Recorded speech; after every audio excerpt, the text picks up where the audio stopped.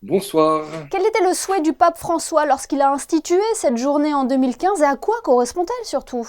Et l'objectif, c'est de, comme on dit en mauvais français, de sensibiliser toujours plus sur le fait que nous avons besoin peut-être de mieux prendre conscience du respect que nous devons à la création. La journée, c'est le 1er septembre, mais en fait, c'est un mois de prière qui se conclut le 4 octobre avec la fête dans l'Église catholique de Saint François d'Assise, mais c'est vrai qu'elle débute aujourd'hui, ce 1er septembre. Oui, on va revenir dans quelques instants sur le thème de cette journée. Comment cela se traduit concrètement pour les fidèles? Alors, essentiellement, comme c'est souvent le cas dans ce type de journée de prière pour, depuis le Vatican, depuis les conférences épiscopales, on envoie dans les paroisses des intentions de prière, on propose dans les paroisses des intentions de prière, ou alors même parfois ça peut être l'objet d'organiser ici ou là des conférences sur ce thème du respect de la création. Le thème, donc, mon père, de cette année, que la justice et la paix jaillissent, c'est l'appel du pape François pour 2023. Que devons-nous comprendre derrière ce message?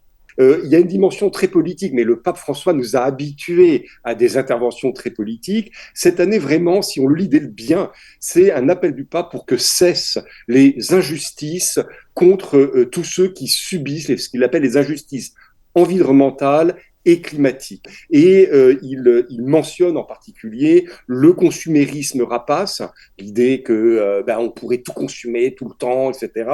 Les industries qui sont des prédatrices, hein, certaines industries prédatrices, et puis il cite aussi la marchandisation de la création, et notamment il donne l'exemple comment est-ce qu'on peut arriver à faire payer l'eau des prix tellement chers que les plus pauvres n'y ont pas accès, ou parfois, on sait, dans certains conflits où l'eau est captée par un pays et laisse. Donc ça, le pape a une parole très très forte en demandant que cesse et que nous prions pour que cessent ces injustices environnementales et climatiques. Il est important, mon père, pour l'Église de s'engager, de se positionner sur des thèmes d'actualité pour faire passer des messages aussi. Alors, je répondrai oui et non. Alors, oui, il est important que l'Église colle évidemment à l'actualité parce que elle doit, si vous voulez, c'est une application de l'Évangile. C'est d'essayer d'éclairer les consciences humaines à partir de l'Évangile.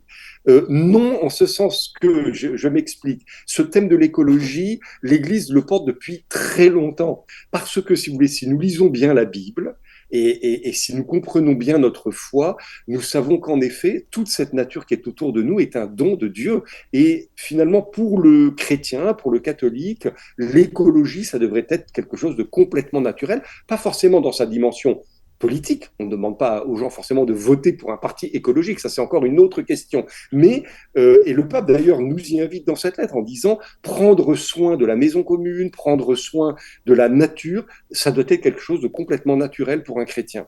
Oui, c'est un thème qui nous concerne tous. Merci infiniment, Christian Venard, d'avoir été notre invité ce soir. Et merci à vous et à bientôt.